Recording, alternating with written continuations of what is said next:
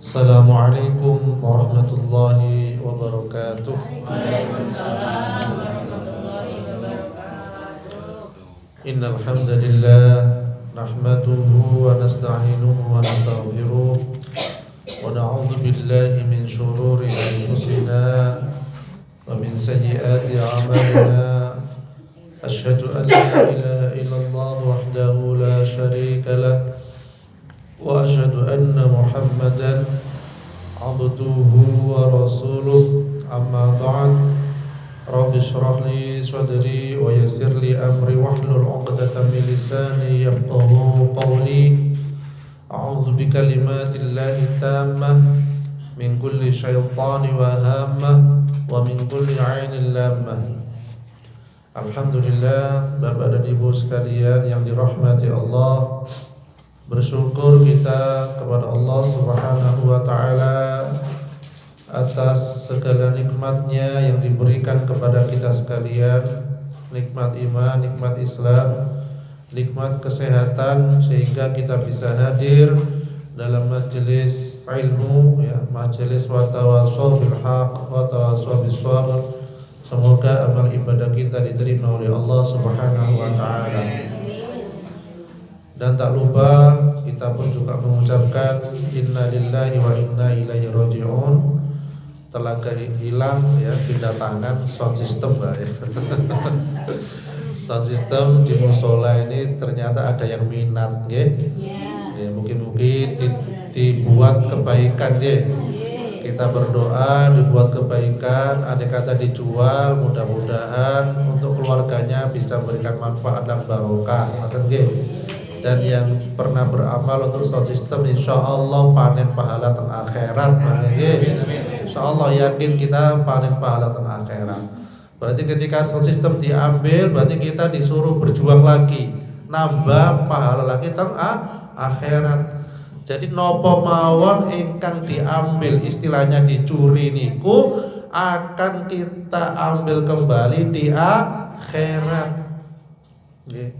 Jadi harta itu sebenarnya nggak hilang, hanya pindah tangan, pindah tempat. Saestu.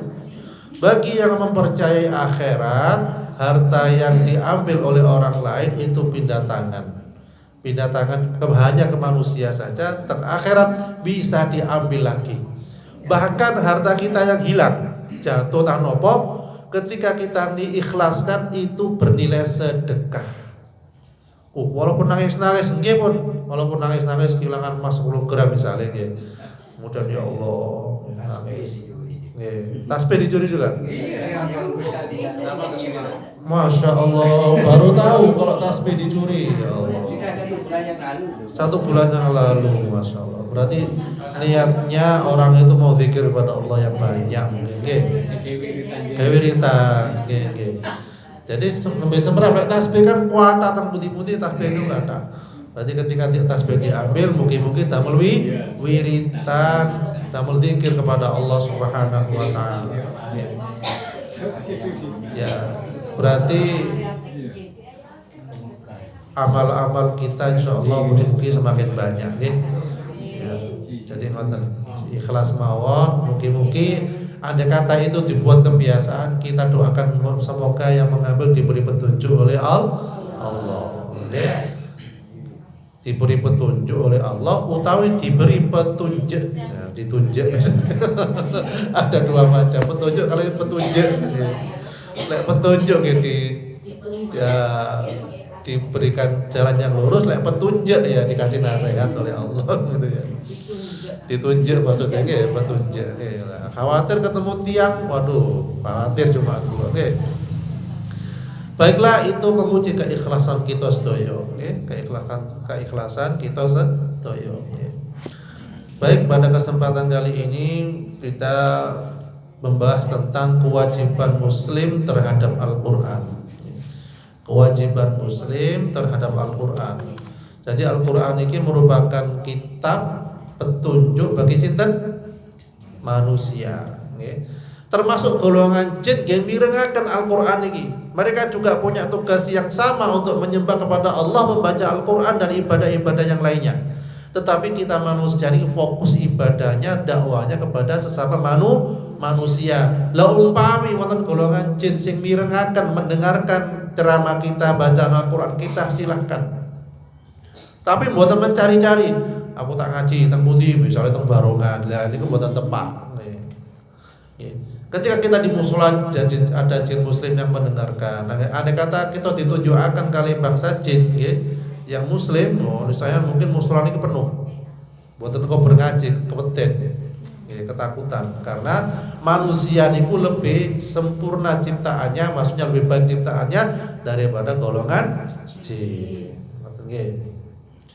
Kembali lagi bahwasanya Al-Qur'an niki adalah petunjuk bagi manusia, ya. Terutama tiang engkang beriman kepada Allah. Ya. Sebagaimana disampaikan dalam Al-Qur'an, qad ja'akum minallahi nurun wa kitabun mubin yahdi bihillahu man ittaba'a ridwanahu subulas salami wa yukhrijuhum minadh dhulumati ilan nuri bi'idnihi wa yahdihim ila siratin mustaqim. Sungguh telah datang kepadamu cahaya dari Allah dan kitab yang menjelaskan. Dengan kitab itulah Allah memberi petunjuk kepada orang yang mengikuti keridhaannya ke jalan keselamatan. Dan dengan kitab itu pula Allah mengeluarkan orang itu dari gelap gulita kepada cahaya dengan izinnya dan menunjukkan ke jalan yang lurus. Niki artinya surat Al-Maidah ayat 15 sampai 16. Jadi firman Allah ini menunjukkan posisi strategis Al-Qur'an dalam kehidupan manusia. Tiang ingkang berpegang teguh dengan Al-Qur'an niku dipasti akan mendapatkan berbagai kebaikan. Yaitu napa? Mendapat keridhaan Allah Subhanahu wa taala dan kebahagiaan hidup di dunia lan akhirat. Nopo kewajiban muslim terhadap Al-Qur'an?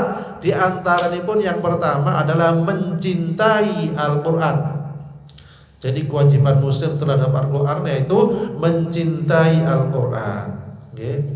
Jadi tuntunan iman adalah tuntunan cinta, iman kepada Al-Qur'an sebagai salah satu dari rukun iman menuntut kita niku untuk mencintai Al-Qur'an.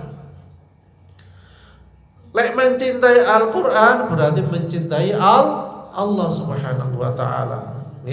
Karena Al-Qur'an itu adalah firman Allah, kalam Allah yang sudah pasti benar dan tidak ada kesalahan di dalam Al-Qur'an. Dan dalam mencintai Al-Qur'an ini seorang muslim itu menjadikan Al-Qur'an sebagai bagian yang tidak terpisahkan dalam kehidupan. Dan mencintai Al-Qur'an ini berangkat dari pengenalan seorang terhadap Al-Qur'an itu sendiri. Semakin mengenal Al-Qur'an, semakin cinta kepada Al-Qur'an, maka insya Allah semakin tenang hidupnya. Jadi diawali kali yakin terhadap Al-Qur'an dan interaksi kita dengan Al-Qur'an. Wonten masalah ngaji, wonten rezeki ngaji. Wonten ujian cobaan nggih tetep ngaji. Ngademaken ati nggih ngaji. Uteke pikirane panas ya nggih ngaji. Jadi wonten masalah nggih ngaji. Sebatas napa? Menenangkan pikiran kita dan insya Allah salah satu sarana agar ada jalan keluar. Kemudian yang kedua, kewajiban kita terhadap Al-Qur'an itu apa? Yaitu membaca Al-Qur'an.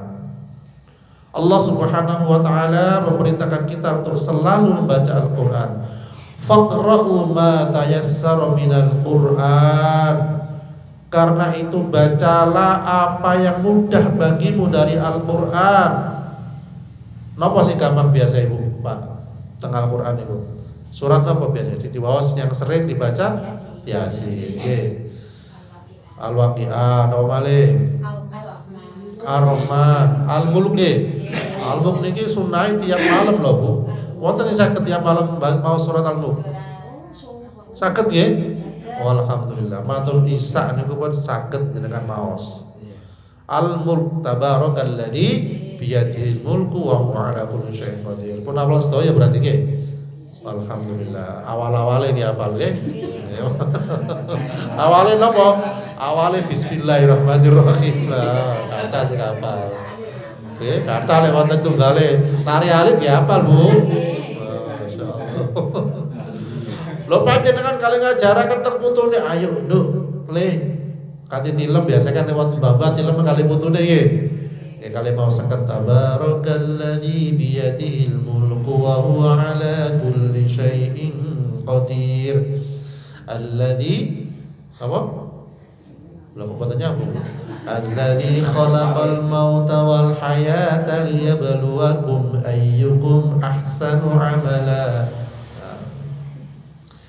Kali mau saken dimirengaken putune misalipun tiap hari insyaallah putune amal disian mangke saestu niku walaupun jenengan ketika mau sambil mangku misalnya timbangin ngidung jenengan kawan ngaji ya saat ini ngidung diganti ngaji timbangin elailu misalnya kan karuan ngaji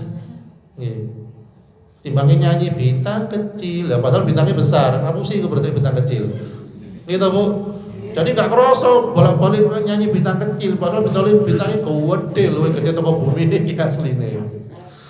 Lah, mendingan ngaos atau ngaji utawi kisah sejarah Nabi. Ya, saged. Mboten usah crita kancil nyolong timun, nggih. Mboten usah mun sakniki. Kantos ngaji utawi sirah Nabi, sejarah Nabi. Jadi faqra'u ma tayassara minal Qur'an. Surat Al-Mulk, kemudian apa malih malam Jumat surat Al-Kahfi, masyaallah. Rutin pantun nggih. Alhamdulillah. Niku menghindarkan dari fitnah Dajjal. Lek Al-Mulk niku insyaallah dibebaskan dari siksa kubur, lek teng kubur pun selamat insyaallah sak terusé selamat. Nggih. Jadi niku ibaratnya kita bisa mewajibkan diri tiap hari surat Al-Mulk. Nggih, setiap hari niku. Lek wonten apal diwaos badhe tilem. Okay. Jadi perintah di ayat tadi itu jelas kalau kita tidak mampu membaca semuanya sing gampang riyen diwaos. Man qara'a harfan min kitabillahi falahu hasanatun wal hasanatu bi asyri amsaliyah.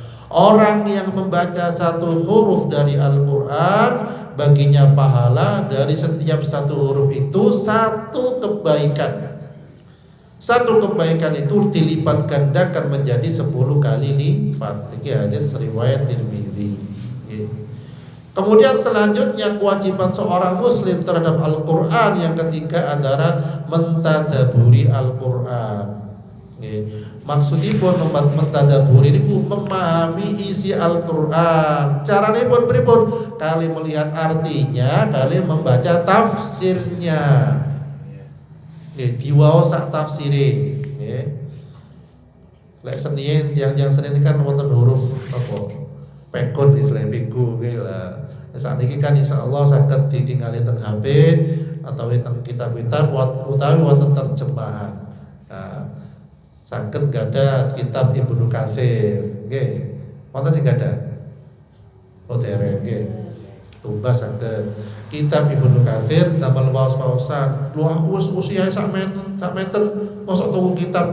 Lah justru damel warisan kangge sinten? Anak cucu. Pancen saged download teng HP saged. Lah tetapi kados teng griya niku boten wonten hiasane, lek wonten hiasane Al-Qur'an tafsir insyaallah nggih mbok menawi wonten putra-putri kita, anak cucu kita yang suatu saat ngotik lah ibaratnya maca demek akhirnya buka lah dapat pahala nggih. Jadi ngoten. Jadi warisan kitab terjemah lan tafsir masyaallah. Ibnu Katsir ada berapa jilid ngoten dan itu nipun mangke. Nggih. Jadi niku saged kita mulai nggih. Sebatas tengah-tengok nggih teng ruang tamu buka kitabipun. Masyaallah berpahala. Ya sakniki kan sekeco enak nggih bisa kita beli. Lek Senin kan mungkin masih kesulitan zaman dahulu nggih Pak.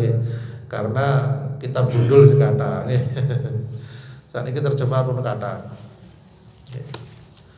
Kitabun anzalnahu ilaika mubarakun liyadabbaru ayati wa liyatadzakkara ulul albab. Kitab Al-Qur'an yang kami turunkan kepadamu penuh berkah agar mereka menghayati ayat-ayatnya dan agar orang-orang yang berakal sehat mendapat pelajaran. Sakit dengan kondisi saat ini sehingga ada wifi utawi nggak ada paketan mirengaken teng YouTube kali ustaz-ustaz sing mungkin kita sudah familiar. Sinten mawon nggih saged Ustaz Khalid Basalama, Ustaz Umar Minta kan sekecone Bu, Ustaz Adi Hidayat, Hakim misalnya. Dan lintunipun saged kita ibaratnya mendengarkan mirengaken. Sehingga rumah kita niku penuh dengan ilmu, penuh dengan bacaan Al-Qur'an. Kali resik-resik, nggih, kali masak-masak, kali goreng-goreng, mirengaken ceramah, mirengaken ngaji. Nggih. Dadi HP ini jenengan sanjang ten putra-putranipun, "Nduk tolong puterno ceramahe Ustadz Hakim" misalnya. Jadi jenengan ngengket, putranipun melok ngrungokno. Soalnya pun apa? Kita niku ngasih nasihat kepada anak sendiri, niku kadang anaknya gampang tersinggung. Nggih napa mboten? Kita niku ngasih wejangan terhadap anak sendiri kadang ya, terkadang tidak semuanya. Kadang anak mboten trimo. Karena apa? Karena wonten tautan batin antara seorang tua dengan anak. Akhirnya kadang kita niku nyilih tangan, nyilih lisan ke tiang lintu, Pak Dene, Pak Lie, apa yang dikenal. Nggih. Tolong nasihati anakku ngene misalnya ngoten. Kan wonten sing ngoten nggih. Nah, kadang seorang anak itu lebih manjur dinasihati Pak Liknya, Pak Diknya atau tantenya daripada dinasihati oleh orang tuanya sendiri. Gitu mboten? Ah niku. Lah ketika jenengan ngengken puteranipun, "Le tolong aku bendina puterno Ustaz misalnya Hakim ta." Pun sing lucu-lucu tok Bu, Pak. Lek ceramah lucu-lucu tok guyu-guyu tok akhirnya kita niku sanes nonton ceramah tapi nonton lawak. Ini mboten. Goreng-goreng krungu suarane sing ceramah ngelawak, guyu-guyu sampai tempene mencolot misalnya ngoten nggih. Nggih wonten serius sedikit wonten lucune mboten napa-napa. Pun lucu tok, guyu tok akhirnya ilmune mboten angsal. Mulai teko pengajian apa isine? Mbok mau guyu-guyu tok aku kekel sampai kepeo-peo misalnya. Lucu, nggih. Soalnya kata sing golek ceramah niku golek lucune sanes ilmune. Jadi ngoten. Jadi tadabbur Al-Qur'an itu bisa dilakukan dengan apa? Yang pertama, membaca suatu ayat dengan perlahan-lahan, tidak tergesa-gesa dan mengulang-ulang sampai beberapa kali sehingga menyentuh hati sampai mana kita hati kita niku tenang.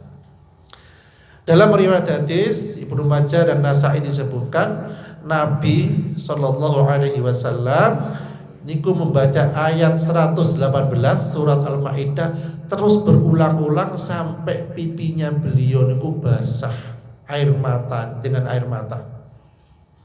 Ya. In tu'adzibhum fa innahum ibaduk wa in taghfir lahum fa innaka antal azizul hakim. Jika engkau menyiksa mereka maka sesungguhnya mereka adalah hamba-hambamu, dan jika engkau mengampuni mereka sesungguhnya engkau lah yang maha perkasa maha bijaksana. Niki sing diaturaken Kanjeng Nabi ngeling umatipun seakan-akan berbicara dengan Allah Subhanahu wa taala.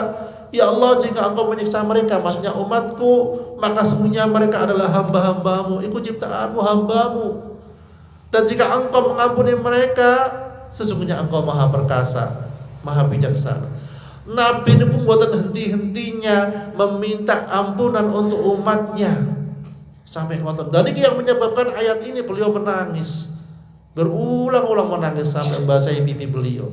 Niku kecintaan Nabi kepada umatnya. Saat ini tergantung umatnya, kita niku mencintai Nabi napa mboten. Salah satu mencintai Nabi itu kenapa? Baca Al-Quran, kali sholawat, sholat tepat waktu. Kemudian tadabbur Al-Quran yang kedua bisa merujuk kepada kitab-kitab tafsir yang mau kula jelasaken, yang sulit untuk dipahami. Dampaknya menapa ketika kita niku memahami mentadaburi Al-Quran, yaitu munculnya kesadaran dalam diri kita untuk mengamalkan isi kandungan Al-Quran, sehingga bisa merasakan kebahagiaan, keselamatan hidup di dunia lan akhirat. Jadi hidupnya sekeco dididik Quran, mari masak kesel gosip delok Quran. Kemudian yang keempat adalah kewajiban kita terhadap Al-Quran itu mengamalkan Al-Quran. Jadi setelah baca Al-Quran, mentadabburi Al-Quran, maknanya sudah selayaknya kita mengamalkan apa yang telah kita ketahui, secara segera memperbaiki akhlak, perilaku, agar sejalan dengan tuntunan Al-Quran. Ketika ditanya tentang akhlak Rasulullah Sallallahu Alaihi Wasallam, Aisyah radhiyallahu anha niku menjawab, "Kana khuluquhul Quran," itu kata beliau. Rawah Muslim. Akhlak mulia beliau adalah Al-Quran. Jadi Rasulullah itu menjadi contoh yang baik, akhlak moral yang diajarkan Al-Quran. Bahkan ketika berperang, masya Allah, beliau itu akhlaknya luar biasa. Ketika di perang Uhud, beliau kan kena luka lah ini. Luka ini tidak sampai jatuh ke tanah, tapi setiap luka yang mau netes niku diusapakan teng dodone kali Rasulullah. Netes darahnya diusapakan teng dodone, netes darahnya diusapakan teng dodone. Ketika ditanya kenapa Rasulullah engkau darah itu engkau usapkan ke dadamu, ternyata Rasulullah itu melihat, dikasih tahu oleh malaikat, "Weh Muhammad, andai kata darahmu jatuh ke tanah, saya habiskan pasukan musuh itu." Sampai ngoten malaikat.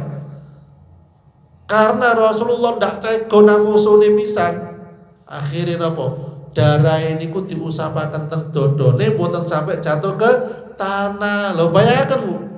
Niku akhlaknya Rasulullah dalam peperangan pun Rasulullah itu masih mau melindungi musuhnya agar tidak diazab gampangane ngoten. Saya napa saya niku? Saya masya Allah. Lah kita andai kata dizalimi, dungane macam-macam wis. Sak primbone metu. Mandar, mandare metu kabeh. Mandar kualat, mandar wis. Mandar uripe soro, kan ngoten nggih. Mandar laris wis. Mantep. Lagi, masya Allah. Artinya kita ini berusaha mencontoh bagaimana hatinya beliau yang akhlaknya masya Allah luar biasa. Jadi bukan Rasul, bukan orang biasa. Lalu kalau kita ini mengaku umatnya Rasulullah, ini paling tidak nyontol gak sakit 100% separuh nih lah. Lah ke separuh lah, berapa persen lah monggo dicontoh. Artinya setiap kezaliman yang dilakukan oleh manusia kita mendoakan yang baik. Panjenengan lewat ono wonten lare nyalek ber sampai roke miber panjenengan misalnya ngoten lho. Sampai jilbabe ucul misalnya ngoten. Nggih dibenahi kali didoakan mugi-mugi le selamat. Nah. Nggih. Lek nek boten saged nasihati didongaaken selamat. Tapi kadang keceplosan nggih. Jantungnya kuwak itu kurang ajur misalnya ngoten lho. Mandar gak selamat. Nah iku wis biasanya mandar niku wis. Pun khawatir suatu saat anak kita nggih pelakuane ngoten ditunggakan yang itu lah wis naudzubillah min dzalik. Khawatir karena di perjalanan itu doa sangat manjur. Doa orang yang safar, doa orang perjalanan itu manjur. Hati-hati. Makanya banyak istighfar, banyak berdoa kepada Allah Subhanahu wa taala. Kemudian yang kelima, yang terakhir yaitu kewajiban kita terhadap Al-Qur'an, mendakwakan Al-Qur'an. Al-Qur'an ini adalah warisan berharga Nabi Muhammad sallallahu alaihi wasallam kepada kita. Ya, dan kita pun harus mewariskannya kepada generasi anak putu kita. Nggih napa mboten? Nggih. Disampaikan dalam Al-Qur'an yang artinya kemudian kitab itu kami wariskan kepada orang-orang yang kami pilih di antara hamba-hamba kami. Lalu di antara mereka ada yang menzalimi diri sendiri, ada yang pertengahan, dan ada pula yang lebih dahulu berbuat kebaikan dengan izin Allah. Yang demikian itu adalah karunia yang besar. Jadi Al-Quran ini kita dakwakan kepada anak cucu kita, kepada tetangga kita, kepada yang kita kenal atau yang tidak kita kenal. Rasulullah bersabda, "Ballighu anni walau ayat." Sampaikan dariku walau satu ayat. Jadi tugas mendakwakan Al-Quran niku sanes tugasnya para kiai, para habaib, para ustaz, tetapi kita pun saged mendakwakan Al-Quran. Guru-guru ngaji, kepala rumah tangga, ibu-ibu kangge putra-putrinipun utawi anak putunipun. Niku saged mendakwakan Al-Quran. Lek boten saged kate ngomong cek angel misalipun nggih puteraken ngaji kali puteraken dakwah. Nah niku sae. Jadi ibaratnya umat Islam niku harus pelit terhadap waktu. Jangan sampai waktu kita niku kosong dan sia-sia. Isi dengan Al-Qur'an. Nggih. Wonten sing sehari saged 1 juz nggih. Oh masyaallah saged wae. Jenengan pinten 3 juz 5 juz? Masya Allah, alhamdulillah. Tapi rutin gitu, istiqomah itu yang penting. Istiqomah itu amalan yang dicintai oleh Allah. Walaupun mantun sholat 1 halaman, 2 halaman, pokoknya rutin, masya Allah. Ya, makanya sholat 5 waktu kenapa? Itu rutin walaupun cuma 4 rakaat, 2 rakaat. Tapi rutin itu yang dicintai Allah. Agar menungso niki bersyukur selalu ingat kepada Allah Subhanahu Wa Taala. Ketika ingat kepada Allah niku kembali kepada diri kita piyambak supados kita niku mendapatkan ketenangan. Nggih? Karena amal ibadah kita oleh boten tenang, emosi ini muncul, lisane mengucapkan kata-kata ingkang boten sae, maka amal-amal kebaikan bisa hilang karena lisan ini, hati ini enggak tenang. Nggih napa boten? Tapi ketika kita sering baca istighfar astagfirullahaladzim, tiba kesandung astagfirullah. Tapi lek selain Al-Quran ya khawatir ketika jatuh niku malah maos jajan dipincuk. Lah niku kita harus hati-hati. Nggih Bu nggih. Lah niku jajane metu. Nah, saged dipincuk alhamdulillah. Nggih. Barakallahu fiik, semoga yang ngasih hidangan dan yang datang diberikan keberkahan oleh Allah. Masyaallah. Jadi ngoten nggih.